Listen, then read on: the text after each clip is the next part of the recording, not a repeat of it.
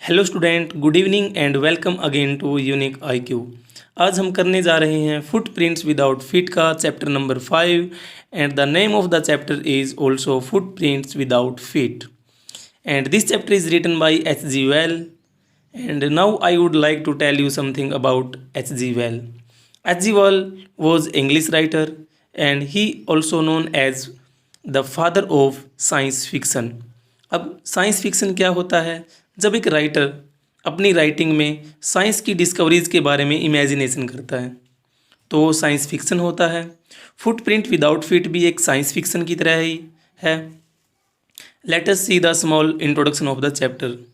Can a man become invisible? क्या एक आदमी अदृश्य हो सकता है? This is the story of a scientist who discovers how to make himself invisible. ये एक साइंटिस्ट की कहानी है जो डिस्कवर करता है कि कैसे एक इंसान को अदृश्य किया जा सकता है। डज ही यूज़ और मिस यूज़ हिज डिस्कवरी? क्या वो आदमी अपनी डिस्कवरी को यूज़ करता है यानी कि अच्छे से यूज़ करता है, और क्या उसका मिस यूज़ करता है यानी कि बुरे से यूज़ करता है। ये हमें चैप्टर में पता चलेगा। The two boys started in surprise at the fresh muddy imprints of a pair of bare feet. Imprints का मतलब होता है निशान, बेयर फीट का मतलब होता है नंगे पाँव। दो छोटे से बॉयज़ हैं, लड़के हैं, वो देख रहे हैं कि पाँव के निशान होते जा रहे हैं, बट उन्होंने कोई इंसान नहीं दिख रहा जिसके वो निशान थे। What was a barefoot man doing on the steps of a house in the middle of London. ये लंदन की बात है, लंदन की स्टोरी है। अब वो बॉयज़ देख रहे होते हैं कि लंदन के बीचों बीच ये फुटप्रिंट्स कहाँ से आए हैं, कोई इंसान नहीं दिख रहा कि किसके हैं ये prints. And where was the man, और वो आदमी कहाँ है जिसके ये निशान हैं। As they gazed a remarkable sight met their eyes. Gazed का मतलब होता है ध्यान से देखना। वो बॉयज़ उन निशान को बहुत ध्यान से देख रहे होते हैं। A fresh footmark appeared from nowhere. उन्हें वो फुटप्रिंट तो दिख रहे हैं लेकिन कोई इंसान ही नहीं दिख रहा कहीं पर भी कि किसके हैं ये। Further footprints followed after one another descending the steps and progressing down the street. अब वो बच्चे उन फुटप्रिंट्स का फॉलो करते हैं, उनके पीछे जाते हैं, जो एक के बाद एक फुटप्रिंट दिख रहा है उनको। आगे वो स्ट्रीट में जाते हैं, गली में जाते हैं। The boys followed fascinated until the muddy impression become fainter and fainter and at last disappeared altogether. Fascinated का मतलब होता है बहुत ही ज़्यादा इंटरेस्टेड होना किसी चीज़ में। अब जो बॉयज़ हैं वो बहुत ही फैसिनेटेड होते हैं, उस चीज़ के बारे में बहुत ही इंटरेस्ट लेते हैं और उस फुटप्रिंट्स के वो पीछे पीछे जाते हैं। फेंटर का मतलब होता है हल्के होना, जब तक कि वो प्रिंट्स हल्के हल्के न हो जाएं और अंत में वो डिसअपीयर यानी कि अदृश्य हो जाते हैं। The explanation of the mystery was really simple enough. अब इस मिस्ट्री के, इस रहस्य को एक्सप्लेन करना, बताना बहुत ही आसान है, बट ये डिफाइन करना कि किसके फुटप्रिंट है ये बहुत ही मुश्किल है। The bewildered boys had been following a scientist who had just discovered how to make a human body transparent.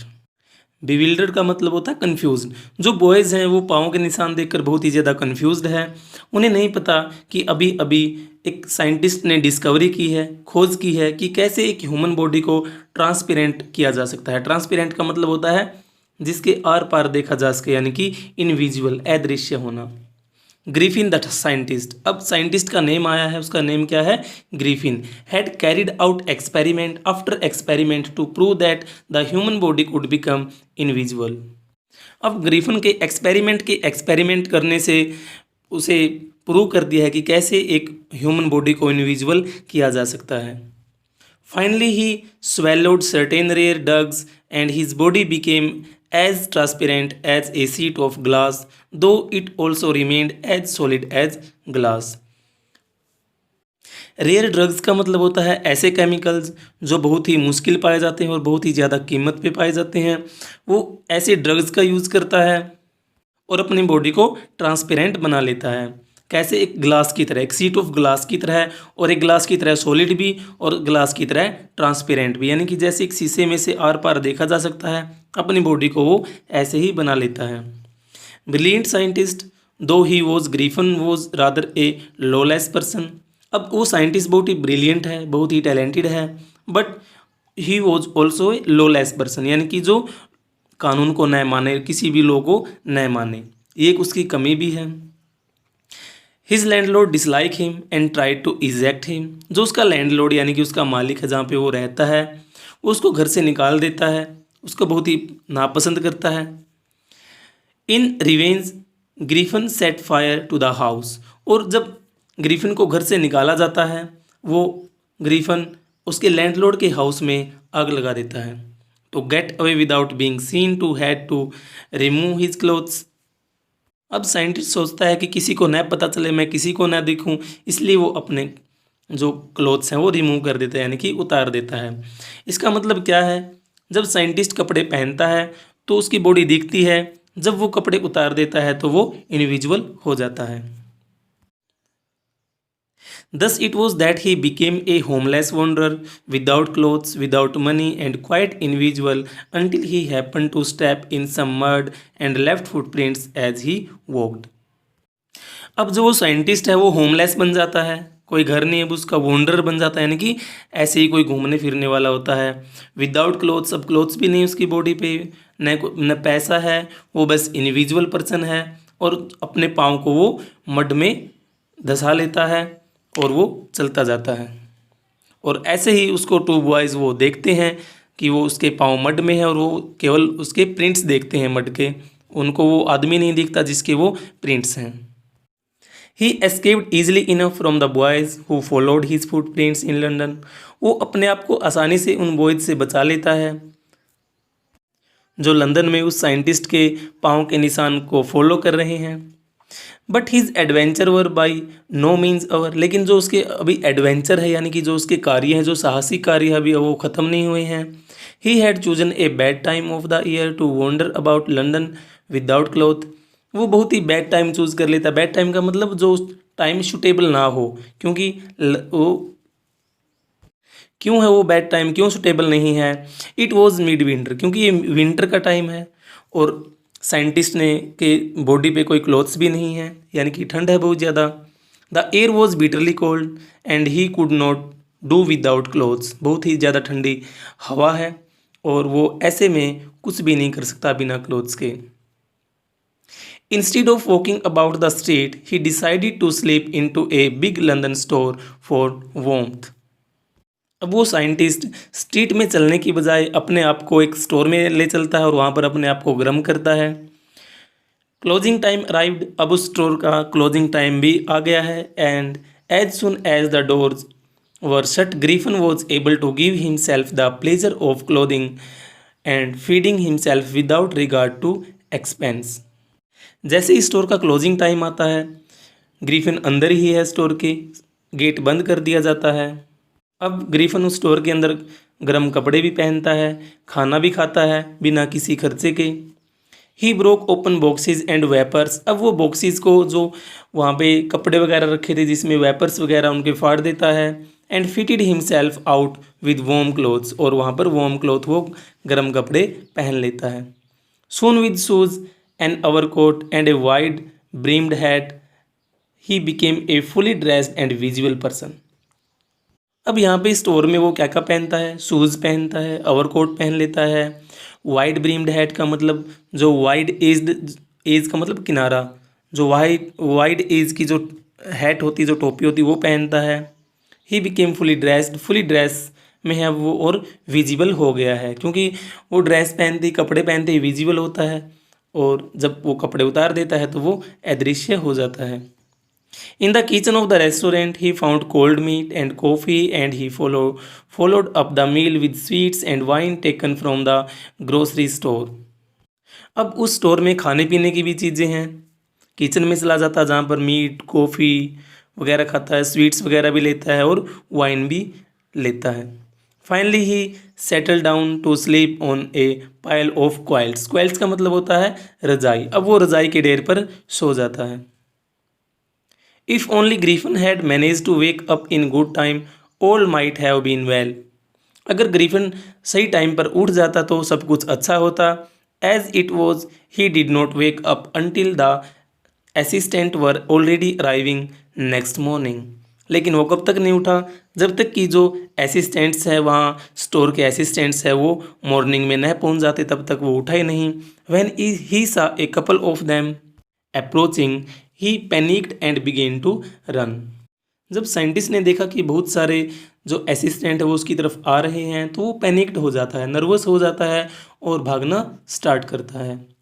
They naturally give चीज, और नेचुरली सी बात है कि वो उसका पीछा करेंगे। गिव चीज का मतलब है पीछा करना। In the end he was able to escape only by quickly taking off his newly found clothes, और एंड में वो अपने कपड़े उतार देता है जिससे कि वो बच जाता है। So once more he found himself invisible but naked in the chill January air. लेकिन एक बार फिर वो इनविजिबल हो जाता है और जनवरी की एयर में, ठंडी एयर में अपने आप को नेक्ड कर लेता है।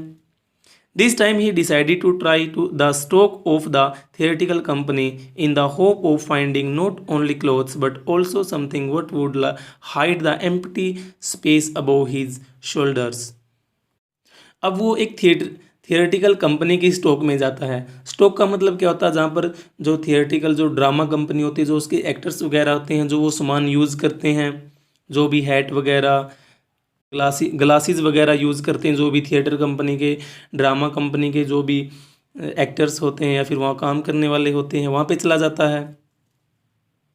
और वो साइंटिस्ट सोचता है कि वहाँ केवल क्लॉथ ही नहीं मिलेंगे बल्कि एम्प्टी जो स्पेस है उसका शोल्डर्स के ऊपर, यानी कि जो नेक और फेस है उसको भी कवर करने के का सामान वहाँ पर मिल जाएगा। Shivering with cold he hurried to Drury Lane, the centre of the theatre world. अब ठंड से कांपता हुआ वो जल्दी सी ड्रूरी लेन में चला जाता है, जो कि थिएटर वर्ल्ड का सेंटर है। ड्रूरी लेन एक लंदन में एक जगह है ये। ही सून फाउंड ए सूटेबल शॉप, अब वो एक सूटेबल सी शॉप ढूंढता है। He made his way invisible upstair and came out a little letter wearing bandage around his forehead, dark glasses, false nose, big bushy side whiskers and a large hat। अब scientist invisible है ही तो वो ऊपर चला जाता है और वहाँ पे क्या क्या पहनता है, वो बैंडेज वगैरह पहनता है उसके फोरहेड के चारों ओर, डार्क ग्लासेस, फॉल्स नोज़, जो वहाँ पर नोज़ वगैरह होती है जो एक्टर यूज़ करते हैं, विस्कर्स, साइड विस्कर्स भी लगाता है, और एक लार्ज हैट भी, बहुत ज़्यादा बड़ी टोपी भी वो पहन लेता है। To escape without being seen he closely attacked the shopkeeper from behind. अब वो अपने आप को बचाने के लिए शॉपकीपर पर अटैक करता है पीछे से। After which he robed him of all the money he could find, और सारे के सारे वहाँ पर जो पैसे हैं वो भी रोब करके, यानी कि चोरी करके ले जाता है। Eager to get away from crowded London, he took a train to the village of Iping। अब वो इस भीड़ वाले एरिया से बचना चाहता, लंदन से भागकर वो आइपिंग विलेज में चला जाता है ट्रेन पकड़कर। Where he looked 2 room at the local inn, जहाँ पर वो 2 रूम बुक कर लेता है एक लोकल इन में। इनका मतलब होता है कोई भी सराय या होटल वगैरह। The arriving of A stranger eight in winter was in any case N unusual event. और ऐसे समय में, यानी कि विंटर समय में कोई भी इन में पहुंचता है तो बहुत ही स्ट्रेंज, यानी कि अजीब सा लगता है। सभी को अजीब सा लगा, वहाँ पर एक अनयूजुअल इवेंट है। अनयूजुअल इवेंट का मतलब है जो जनरली ना हो, ऐसा event. A stranger of such uncommon appearance set all tongue waging. All tongue waging का मतलब है जो टंग, यानी कि सभी की सब उसके बारे में अब बात कर रहे होते हैं, क्योंकि उसकी एक जो अपीयरेंस है वो अनकॉमन है, यानी कि अब उसके फेस पर बैंडेज वगैरह लगी हुई है, और भी जो उसकी अपीयरेंस है वो अनकॉमन है, यानी कि कॉमन नहीं है। Mrs hall, the landlords wife. Mrs जो हॉल है वो वहाँ इनकी के मालिक की पत्नी है। Made every effort to friendly, उसको उसके साथ फ्रेंडली होने के लिए बहुत प्रयत्न करती है। But Griffin had no desire to talk and told her, my reason for coming off to Iping is a desire for solitude। लेकिन ग्रीफन की उसके साथ बात करने में कोई इच्छा ही नहीं है, और उसे बताता है कि जो मेरा यहाँ पर आने का रीज़न है, जो आइपिंग विलेज में आने का रीज़न है वो क्या है, मैं अकेला रहना चाहता हूँ। सोलिट्यूड का मतलब क्या है, डिज़ायर फॉर सोलिट्यूड का मतलब है कि मैं अकेला रहना चाहता हूँ।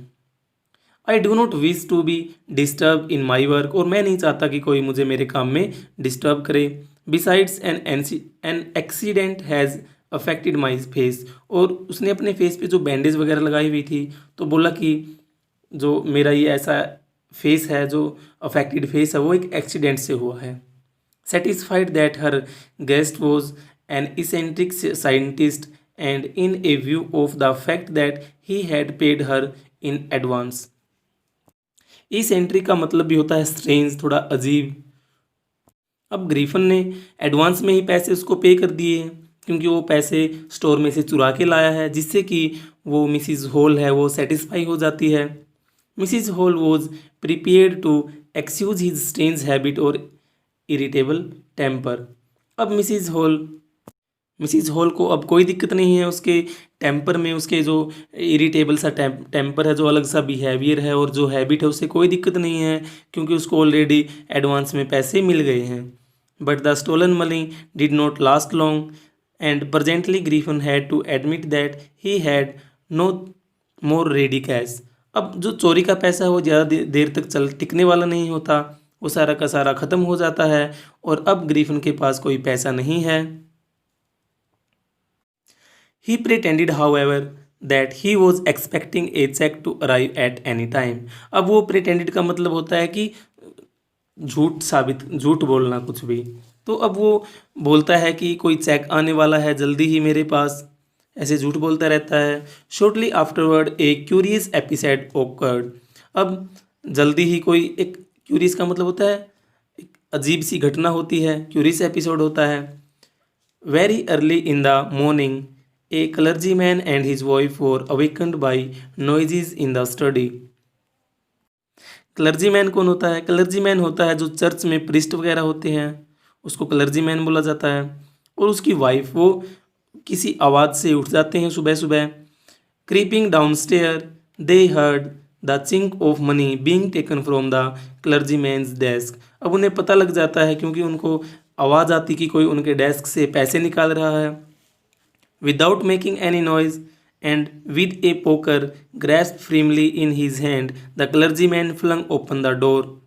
अब बिना कोई आवाज़ किए क्लर्जीमैन पोकर उठा लेता है। पोकर एक इंस्ट्रूमेंट होता है जो कि किसी मेटल का बना होता है और उसका हैंडल वुडन होता है।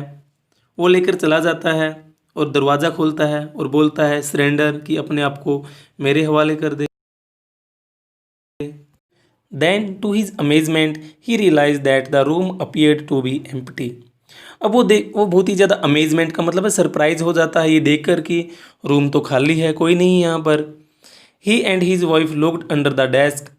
अब उसकी पत्नी और वो क्लर्जीमैन डेस्क के नीचे देखते हैं, बिहाइंड द कर्टन्स, कर्टन्स के पीछे देखते हैं, पर्दों के पीछे देखते हैं, and even up the chimney, और चिमनी के ऊपर भी देखते हैं।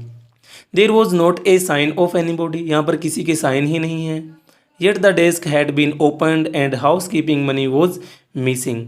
अभी तक डेस्क ओपन ही है और जो हाउस कीपिंग मनी का मतलब होता है जो घर के खर्च के लिए जो पैसे होते हैं वो वहाँ पर मिसिंग है, यानी कि वो पैसे नहीं हैं।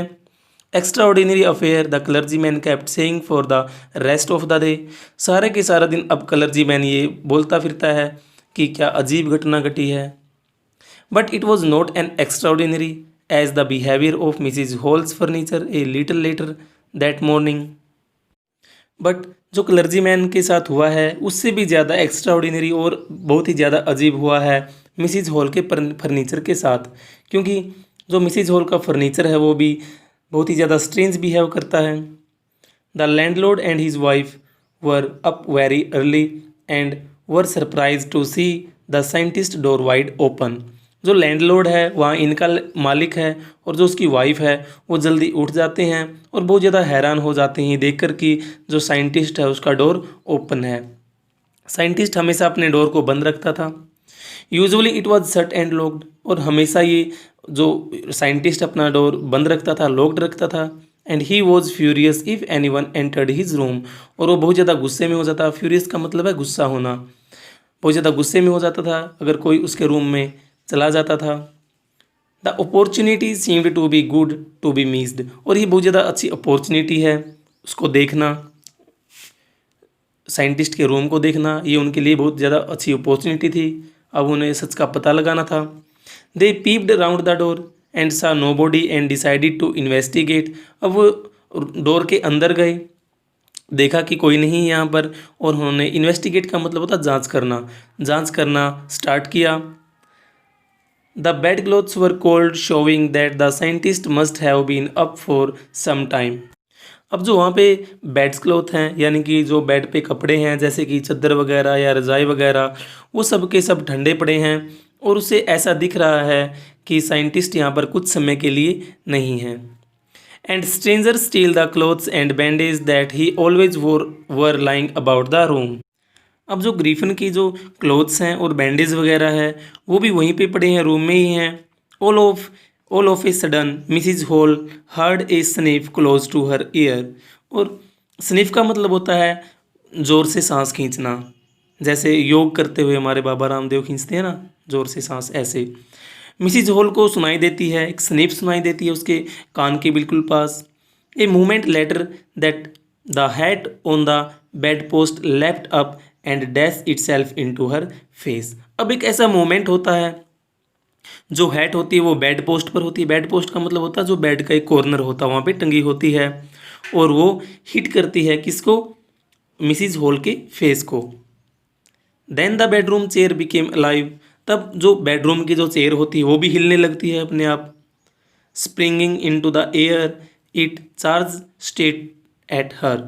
और वो हवा में उड़ जाती है और एकदम वो मिसिज हॉल के सामने आती है. Legs foremost as she and her husband turned away in the terror, and the extraordinary chair pushed them both out of the room and then appeared to slam and lock the door after them. अब mister और Mrs hall जब turn करके बाहर निकलने की कोशिश करते हैं तो तभी चेयर उनके पीछे आती है और उनको पुश करती है और फिर एकदम से डोर बंद हो जाता है.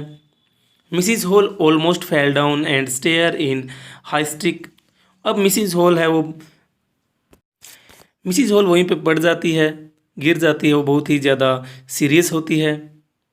She was convinced that the room was haunted by spirit. अब वो कन्विंस करती है कि जो हॉन्टेड का मतलब होता है जो घोस्ट वगैरह भूत वगैरह होते हैं कि वहाँ पर तो कोई भूत प्रेत की आत्मा है. And that the stranger had somehow caused these to enter into her furniture. और कोई जो स्पिरिट है वो उसके फर्नीचर में एंटर कर गई है.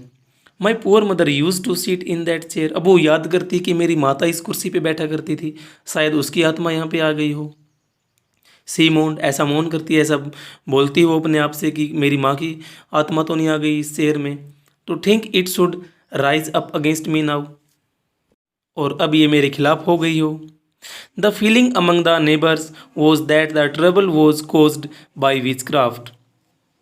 और जो वहाँ नेबर्स है, पड़ोसी, वो यही सोचते हैं कि जो यहाँ पर हो सकता है कि किसी विच क्राफ्ट से प्रॉब्लम हुई हो. विच क्राफ्ट का मतलब है कोई जादूगरनी, कि कोई जादूगरनी की वजह से कोई प्रॉब्लम हुई हो. बट विच क्राफ्ट और नॉट. वह news of the burglary at the clergyman home became known. The strange scientist was strongly suspected of having had a hand in it. अब वहाँ पे जो नेबर है वो सोच रहे होते हैं कि पता नहीं ये विच क्राफ्ट की वजह से हुआ, किसी जादूगरनी की वजह से हुआ है या नहीं हुआ है. बट जब से उस क्लर्जीमैन के हाउस पे जो घटना घटी है, जो वहाँ पे चोरी हुई है, इससे ऐसा शक होता है कि ये सब साइंटिस्ट का इसमें हाथ हो. Suspicion grew even stronger when he suddenly produced some ready cash. और सस्पिशन यानी कि जो डाउट है, जो शक है, वो और भी ज़्यादा बढ़ जाता है जब उस साइंटिस्ट के पास सडन कैश आता है, पैसे आते हैं. Though he had admitted no long before that he had no money. क्योंकि वो कुछ समय पहले बोल रहा था कि मेरे पास कोई पैसा नहीं है. अब उसके पास पैसा आ गया है तो लोगों की उसके ऊपर शक और भी ज़्यादा बढ़ गई है. The village constable was secretly sent for. और इस बात के लिए विलेज का जो कॉन्स्टेबल है, जो पुलिस वाला है, उसको सीक्रेटली बिना किसी को बताए हुए उसको बुलाया जाता है. Instead of waiting for the constable, Mrs. Hall went to the scientist who had somehow mysteriously appeared from his empty bedroom. अब उस पुलिस वाले का इंतज़ार किए बिना ही मिसिज हॉल साइंटिस्ट के रूम में चली जाती है. अब उसको इस खाली रूम में कुछ रहस्यमयी चीज़ें दिखती है. I want to know what you have been doing to my chair upstairs. अब मिसिज हॉल पूछती है उस साइंटिस्ट से कि तुम मेरी चेयर के साथ क्या कर रहे थे. सी डिमांडेड, वो ऐसा डिमांड करती है. And I want to know how it is you came out of an empty room and how you entered a locked room, और मैं ये भी जानना चाहती हूँ कि तुम कैसे बाहर आए और कैसे तुम लॉक्ड रूम में अंदर गए। The scientist was always quick tempered का मतलब होता है शॉर्ट टेम्पर्ड, यानी कि जल्दी गुस्सा होने वाला। साइंटिस्ट बहुत ही जल्दी गुस्सा होने वाला पर्सन था। नाउ ही बिकेम फ्यूरियस, और अब वो गुस्सा हो जाता है। यू डोंट अंडरस्टैंड हु और वट आई एम, तुम नहीं जानते कि मैं कौन हूँ और क्या हूँ। ही साउटेड, वो साइंटिस्ट चिल्लाया। Very well I will show you, अच्छा ठीक है मैं तुम्हें दिखाता हूँ कि मैं कौन हूँ। Suddenly he threw off bandage, whiskers, spectacles and even nose, अब वो जल्दी ही सब कुछ फेंक देता है जो उसने बैंडेज फेस पे डाल रखी थी, जो विस्कर्स लगा रखी थी, जो स्पेक्टिकल्स चश्मे वगैरह लगा रखे थे, और जो नोज उसने नकली की लगा रखी थी वो सब फेंक देता है। It took him only a minute to do this, और उसे ऐसा करने में 1 मिनट लगी। The horrified people in the bar found themselves staring at the headless man, और जो हॉरिफाइड पीपल थे, जो डरे हुए लोग थे, वो देखते हैं एक बिना हेड वाला मैन को देखते हैं, क्योंकि बैंडेज उतारते ही उसका हेड गायब हो जाता है। मिसिज जेफर्स द कांस्टेबल, अब कांस्टेबल आ गया है जिसका नाम मिसिज जेफर है, now arrived and was quite surprise to find that he had to arrest a man without a head, और बहुत ही ज़्यादा सरप्राइज हो जाता है ये देखकर कि तुम्हें बिना हेड वाले इंसान को अरेस्ट करना है। But Jaffer was not easily prevented from doing his duty, लेकिन जो जेफर था अपनी ड्यूटी का पक्का था, उसे तो ये काम करना ही है। If a magistrate's warrant order a person arrest then that person had to be arrested, क्योंकि मैजिस्ट्रेट ने उसको ऑर्डर दिया हुआ है कि उस अरेस्ट करना है उस पर्सन को, इसीलिए जेफर्स ने उस साइंटिस्ट को अरेस्ट करना ही है। विद और विदाउट हिज हेड, चाहे उसका हेड हो या हेड ना हो, it doesn't matter for Jeffers. There followed a remarkable scene as the policeman tried to get hold of a man who was becoming more and more invisible as he threw off one garment after another. अब policeman उस scientist को, griffin को पकड़ने की कोशिश करता है, लेकिन साइंटिस्ट अपने कपड़े उतारता जाता है, और जैसे ही वो अपने कपड़े उतारता होता है ऐसे ही वो इनविजिबल होता जा रहा है। फाइनली ग्रीफन अपनी शर्ट भी फेंक देता है हवा में, and the constable found himself struggling with someone he could not see at all, और अब जो कांस्टेबल है वो अपने आप को देख रहा है कि स्ट्रगलिंग कर रहा होता है एक ऐसे पर्सन से जो दिख ही नहीं रहा। Some people try to help him, कुछ लोगों ने उसकी हेल्प करने की कोशिश की, but found themselves hit by blows that seemed to come from nowhere, लेकिन उन्होंने पाया कि कोई उनको ब्लोज कर रहा है, यानी कि कोई उनको हिट कर रहा है मुक्के से, और उनको कोई नहीं दिख रहा था। In the end Jaffer was knocked unconscious as he made a last attempt to hold on to the unseen scientist. अंत में उस कांस्टेबल ने, जेफर ने जो प्रयास किया था वो उसमें कामयाब नहीं हो पाया, वो साइंटिस्ट को कैच नहीं कर सका, और जेफर अनकॉन्शियस हो जाता है, यानी कि बेहोश हो जाता है। There were nervous excited cries of hold him, अब बहुत ही नर्वस सी क्राइज आती, कोई चिल्लाता है कि कब पकड़ो उसे, but this was easier said than done. Easier said than done का मतलब होता है बोलना आसान और करना मुश्किल, लेकिन ऐसा करना, उस साइंटिस्ट को पकड़ना, ऐसा बोलना तो बहुत आसान था, लेकिन उसको पकड़ना बहुत ही मुश्किल था। Griffin had shaken himself free, अब ग्रीफन अपने आप को फ्री फील करता है, and no one knew where to lay hands on him, और अब कोई भी नहीं जानता था कि इसको कैसे पकड़ा जाए, यानी कि अब किसी से वो नहीं पकड़ा गया था। एक बार फिर यहाँ से ग्रीफन भाग जाता है बचकर। तो this is the end of the chapter, और यहाँ पे जो चैप्टर पढ़ा है इससे हमें पता चल गया है कि साइंटिस्ट ने जो डिस्कवरी की थी उसका यूज़ किया है या मिसयूज़ किया है। उसने अपनी डिस्कवरी का मिसयूज़ किया है। तो ये था H.G. वेल का चैप्टर फुटप्रिंट्स विदाउट फीट, और as I told you earlier कि ये चैप्टर है एक साइंस फिक्शन बेस्ड, जैसा कि इसमें बताया गया है साइंस की डिस्कवरी के बारे में, तो ये साइंस फिक्शन पे बेस्ड है। Thank you very much. I hope कि ये वीडियो आपको पसंद आएगी। Thank you.